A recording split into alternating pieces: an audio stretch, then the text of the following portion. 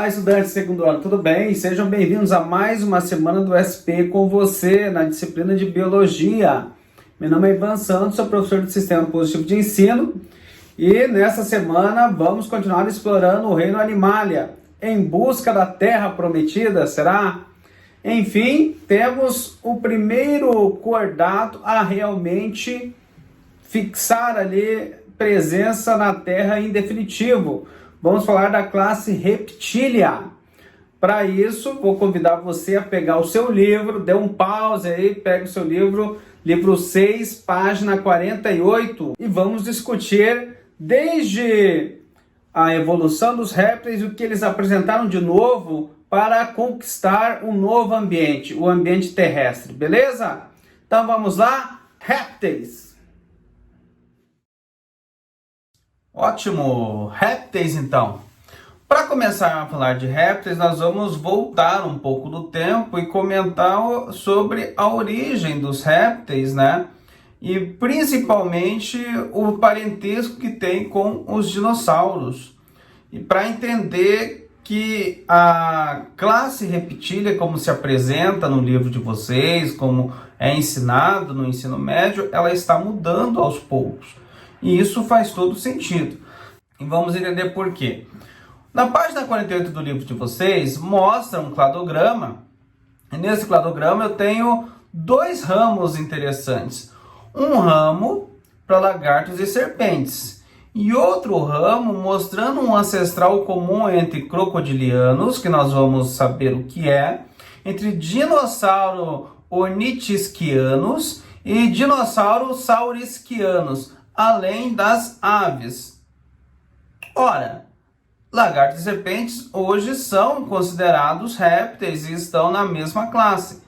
Pois é, mas não tem a mesma origem comum desses quatro aqui. Então, a discussão, ela gira muito em torno do o que eu posso... Será que a classe reptília ela deve ser separada ou não? Essa é a discussão hoje, né? E as evidências, os estudos, eles têm apontado para sim. Né? Ela deve ser desmembrada por quê? Porque as evidências estão cada vez mais claras. Isso envolve estudos de filogenia, estudos relacionados à pesquisa de ancestralidade por DNA. Né? Não só a questão visual, não só a anatomia, a comparação anatomia e fisiologia e morfologia, mas toda uma história que está escrita no DNA. Então isso tem já com outros organismos, tem mudado a classificação. E isso é normal dentro da biologia. A verdade nunca é absoluta dentro da biologia. Ela muda, né, constantemente. E o que está sendo discutido hoje justamente é este grupo de répteis, né? Então, a tendência é que nos próximos anos se estabeleça essa separação e isso venha a ser estudado a nível de ensino médio. Mas o que tem para agora, né, que você deve conhecer isso, que existe grupos de répteis que têm uma origem comum diferente de outros grupos de répteis. Isso você tem que saber. Mas para agora a gente vai estudar a maneira tradicional, que é aquela que está no livro de vocês, mas essa é só um histórico rápido aí da origem dos répteis. Bom, mas enfim, o Filochordata fincou a bandeira no ambiente terrestre. Enfim, houve então a predominação do ambiente terrestre, e isso começa com os répteis. Vamos lembrar que os anfíbios, eles começaram a migração para o ambiente terrestre, no entanto, era mais na fase adulta, né? E mesmo assim a dependência de água era grande, pois viviam em ambiente, quando não alagados, úmidos. Né? E isso é devido à característica deles. Já comentamos que um dos limitantes era o próprio ovo, que perdia água e era necessário então o desenvolvimento dentro da água do indivíduo que depois iria sofrer metamorfose para se tornar adulto, inclusive mudando a maneira de como se respira. Isso na grande maioria dos anfíbios, tá? Bom, mas agora répteis muda. E vamos ver por que ele mudou. A primeira novidade veio com relação ao ovo. Eu precisaria, para se estabelecer no ambiente terrestre, um ovo que não perdesse água, que não sofresse dessecação.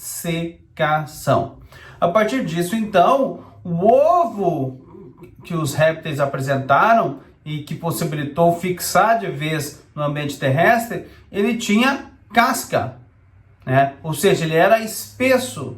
Tendo essa casca, conseguia reter água para o embrião. Opa! Então quer dizer que a dependência de água diminuiu? Neste caso, sim, porque eu consigo reter a água ali dentro. Mas vamos lembrar que todo indivíduo, todo organismo vivo, principalmente falando ali de animais, né, necessitam de água, né? Precisam de água. Tá? Então, se eu estou saindo do ambiente aquático indo para o ambiente terrestre, eu tenho que ter o quê? Né? Estruturas no corpo que me possibilite não perder água.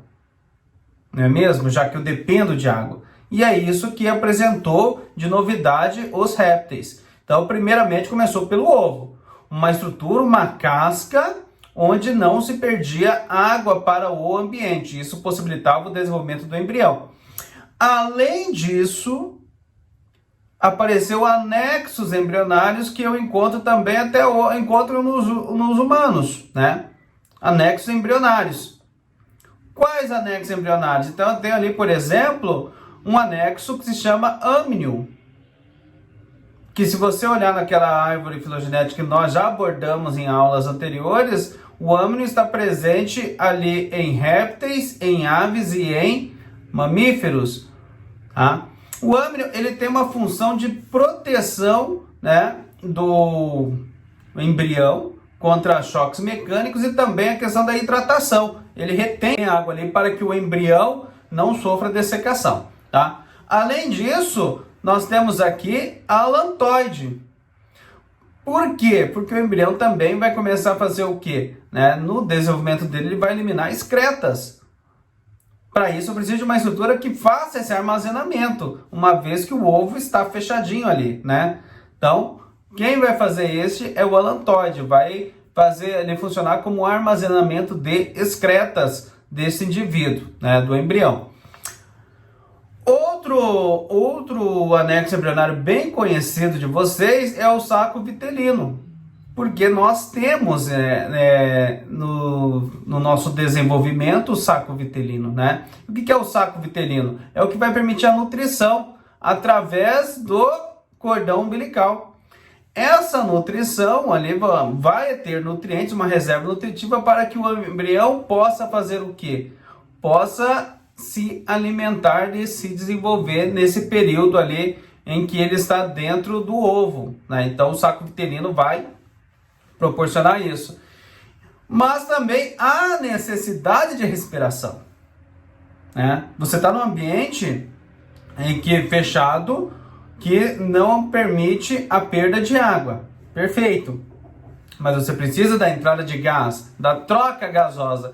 Quem vai fazer isso é o córeo, que está aqui muito próximo a essa casca de revestimento, mas que vai conseguir fazer a troca gasosa entre o meio externo e o meio interno. Beleza? Esses anexos embrionários possibilitaram então o desenvolvimento do embrião. Ótimo. Além disso, não há perda de água. Além disso, na fase adulta, você também tem que apresentar algumas estruturas. E os répteis apresentaram essas estruturas. Então vamos conhecer. Novamente, são animais ectotérmicos, né? São animais que o ambiente, a fonte de calor vai ser o ambiente. E isso é importante, né? Antigamente se falava muito em pecilotérmico e ectotérmico. Tem uma diferença, né? O animal pecilotérmico é aquele de temperatura variável. O ectotérmico é aquele que a fonte de calor, a fonte de temperatura, de calor, é o ambiente. Então é a mesma coisa? Não. Porque se o animal pecilotérmico viver num ambiente estável em temperatura, se o animal ectotérmico, viver em um ambiente estável em temperatura, ele não vai ter a temperatura variável. Bom, a pele ela passa a ser impermeável e isso é extremamente importante. Você não pode ficar perdendo água para o meio, né? Se você está no ambiente terrestre, não é sempre que tem água disponível ali. Você tem que ter uma maneira de reter essa água no seu corpo. E a pele fica ali em queratina, né? Uma pele resistente permitiu o quê? Com que retesse essa água. E isso também foi um fator determinante para a conquista do ambiente terrestre. Dois fatores aqui foram extremamente importantes para estabelecer no meio terrestre. A estrutura do ovo, que agora não sofre dessecação, e a estrutura da pele do indivíduo, que também não tem a perda de água para o ambiente. Joia? Além do endoesqueleto ósseo, tá? Outra característica do corpo aí. Bom, falando em répteis, então, falando em corpo, nós temos aí 4 grupos que nós vamos estudar. 4 grupos, tá? Os quelônios, né? Ou testudíneos, são quem? Tartarugas, cágatos e jabutis. Tartarugas no ambiente marinho, cágatos em água doce e jabutis em ambiente terrestre, tá? Então, tartarugas não é anfíbios, embora algumas pessoas insistam. Essas pessoas que falam que tartarugas são anfíbios são as mesmas que dizem que aranhas são insetos, só pode, né? Tartarugas são répteis.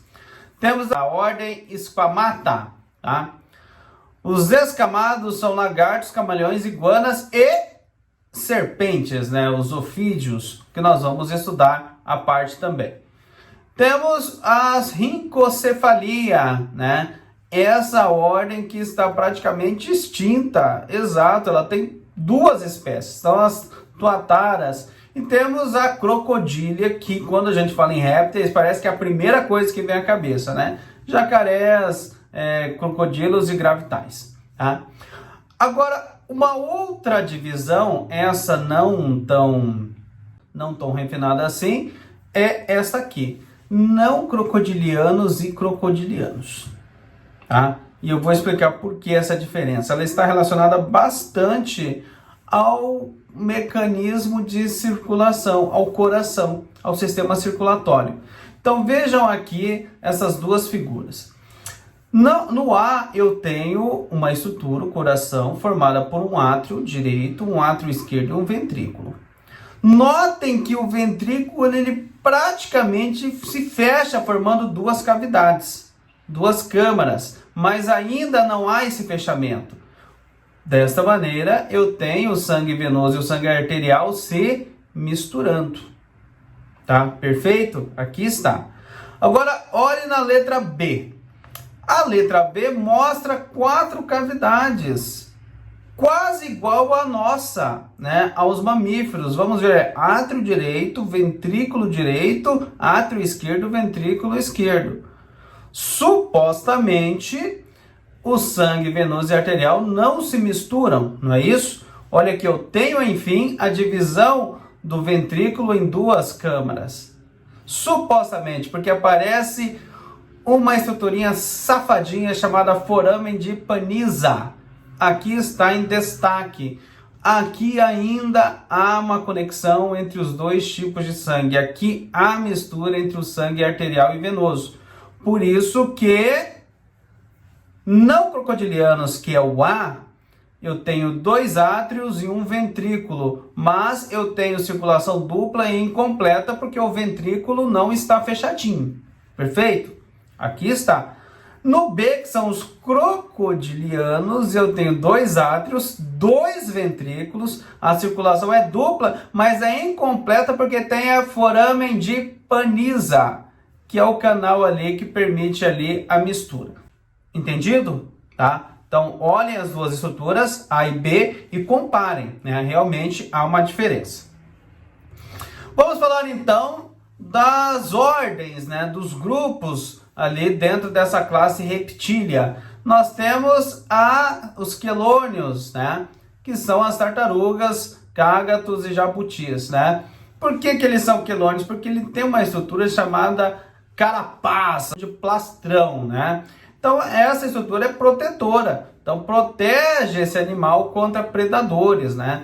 Então, nessa estrutura, ele consegue colocar ali a cabeça para fora, a cauda e os membros, né? Lembrando que são tetrápodes. Nós temos os escamados aqui, né? Pele com escamas rígidas. Se é rígido, quer dizer o quê? Que é firme, né? Para isso, nós temos uma situação interessante aqui. Esses animais têm que crescer. Então, se a estrutura é rígida, ela vai continuar crescendo com o corpo do animal? Não. Há uma troca, né? Como lá nos artrópodos que nós vimos do exoesqueleto, lembram? Aqui, obviamente, não é um exoesqueleto, é uma pele dura, né? Formada por escamas. Vai chegar uma hora em que ele vai ter que abandonar essa estrutura e ficar sem por um tempo para formar outra, tá? Vai ter que troca essa estrutura, troca essa pele, essas escamas aqui, beleza? Então há uma troca completa de tempos em tempos, à medida que vai crescendo.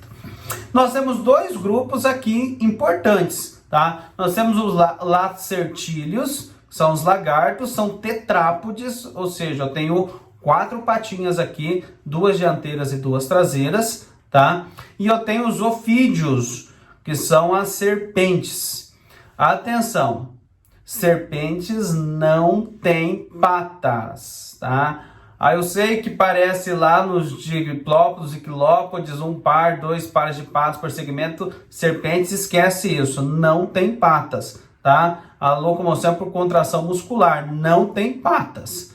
Então essa é uma diferença dos escamados. Você tem um grupo que é tetrápode, o outro não tem patas, tá? Temos aqui então a riconcefalia. É um grupo muito peculiar, muito interessante, né? Por quê? Além de ter tolerâncias a baixas temperaturas, significa que ele vive em um ambiente específico, especificamente na Nova Zelândia. É um grupo que resiste bravamente ao processo de extinção. Ele apresenta todas as características, né, para a extinção. Além de ter ali uma faixa muito específica de sobrevivência, devido à tolerância a baixas temperaturas, então você tem uma faixa restrita, né? Tem baixa reprodutividade, embora o ciclo de vida seja longo. A vida dele é longa, mas a baixa reprodutividade. E isso é preocupante. Mais preocupante ainda porque temos apenas 2 espécies que estão dentro deste grupo aqui, tá? Então, possivelmente, do jeito que anda, tão dinâmica a natureza, né? Ou seja, várias espécies indo à extinção, é possível que daqui mais algum tempo este grupo aqui chegue à extinção também, nessas características de baixa reprodutividade e tão poucos indivíduos. E temos os crocodilianos, né? Que são crocodilos e jacarés que eu já comentei. Crocodilianos é interessante porque eles têm um comportamento semiaquático. Vivem migrando entre água e ambiente seco. Então, migram ambiente seco, água, ambiente seco, água, ambiente seco. Então, esse comportamento se deve também à questão da temperatura, né? Aliás, todos os organismos, né, que eu comentei aqui dos grupos, a temperatura, quando está muito quente, ele vai buscar a sombra ou a água. Quando está muito frio, ele busca o sol, né? Busca ali uma fonte de calor. Nesse caso, o sol ali, a luz, é muito importante ali para que haja esse aumento na temperatura corporal, tá? O que não acontece na água, aqui acaba acontecendo. Uma das vantagens, né? Você é ectotérmico, né? O organismo é ectotérmico, mas ali na Terra você tem incidência direta de luz, tá? O corpo é formado com placas córneas, que também são bastante resistentes, mas a troca é constante. Ou seja, à medida que vai desgastando, vai se trocando. Não é igual os escamados que trocam-se de uma vez. Aqui a troca ela é constante, ok? Bom, e vamos falar um pouquinho dos ofídeos aqui, né? Os ofídeos são as serpentes. E elas são surdas, né? Ou seja, ela não tem audição.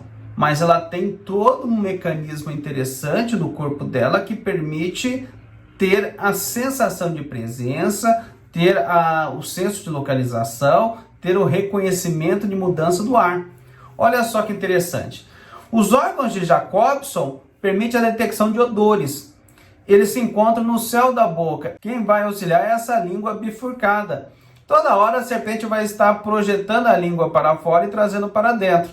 Toda vez que ela faz isso, ela captura as moléculas do ar, traz para o interior da boca e, com o auxílio do órgão de Jacobson, consegue reconhecer essas estruturas. Então, olha só, o órgão de Jacobson ele atua em conjunto com essa língua, né? Então, ela consegue perceber mudanças na estrutura do ar. Além disso, o corpo dela é muito sensível, ela consegue perceber as vibrações, né? À medida que começam as vibrações do solo, ela sente isso através do seu corpo. Então, ela não precisa da audição, mas ela tem esses órgãos sensoriais muito bem desenvolvidos. E tem também a fosseta loreal. A fosseta loreal, ela vai fazer a parte de sensor térmico. Então, o organismo, quando vai se aproximando, ele emite, né? Ele está trazendo consigo o calor do corpo. Ela consegue detectar isso através dessa fosseta. Agora, uma observação importante. Viu só que eu sempre comentei serpentes e não cobras, tá? Porque cobras é um grupo dentro das serpentes. Então, cobras, dê uma olhada aqui, eu deixei até anotado em destaque. Então, a utilização do termo cobra, ela é restrita a 2 gêneros, né, deste montante todo. Quais gêneros são? Tá? Gênero Naja e Ophiophagus. Esses 2 gêneros eu trato como cobra. As demais são toda serpente. Então, toda serpente é uma cobra? Não, mas toda cobra é uma serpente. Gravem isso, tá? Uma outra característica dos ofídeos é que muitas espécies são vivíparas e não ovíparas, como nós vimos até agora. Exato, elas parem o indivíduo pronto, tá? Já um indivíduo dos filhotinhos, tá? Muitas espécies são vivíparas, outras são ovíparas, como também os grupos anteriores, tá? Bom, e para finalizar, falamos um pouco da nossa fisiologia, mas vamos falar aqui na nossa tabela, né? Elaborei essa tabela para que você também possa fazer essas anotações que são importantes, tá? Então vamos lá. Primeira coisa nessa tabela, locomoção. Tetrápodes menos os ofídeos. Os ofídeos não são tetrápodes, tá? Eles não têm ali aparelho locomotor. O sistema nervoso central e dorsal, tá? Todos serão central e dorsal. Aqui aumentou para 24 pares, né, de nervos, né? 12 nervos cranianos e 2 espinais, tá bom? Sistema respiratório 100% pulmonar. Ah, mas a tartaruga marinha que vive na água, ela não respira por brânquias? Não. Ela sai da água, ela coloca a cabecinha para fora para respirar, né? Ela é pulmonar também, tá? Sistema circulatório, atenção, nós temos 2 tipos de coração aqui, tá? Temos os não crocodilianos, que tem 2 átrios e 1 ventrículos, e temos os crocodilianos, que tem 2 átrios e 2 ventrículos. Ambas as circulações são duplas e ambas são incompletas, porque em algum ponto, tá, vai ocorrer a mistura dos 2 tipos de sangue, tá bom? Sistema digestório completo, com boca e cloaca, ok? E lá no sistema excretor, também é por rins mesonéfricos e elimina ácido úrico. O ácido úrico ele não é tão nocivo quanto a ureia. E ele também não se mistura tanto à água. Desta maneira, tá, as excretas, para eliminar as excretas, eles não eliminam muita água. Ótimo! Quanto menos eliminar água, melhor. E eles eliminam via cloaca também, né? Então, vai se jogar pela cloaca e são eliminados junto com as fezes, ok? Coloquei aqui, então, elaborei aqui uma outra coluna com algumas observações. Então, ectotérmicos, já comentamos, pele com queratina, ovos com cascas e anexos embrionários. Essas foram as novidades, embora ectotérmicos nós já tínhamos visto em peixes e anfíbios. Enfim, os acordados chegaram e fincaram a bandeira lá no ambiente terrestre, né? E a partir de agora nós vamos começar a estudar de vez aves e mamíferos que estão quase que 100% no ambiente terrestre. Beleza?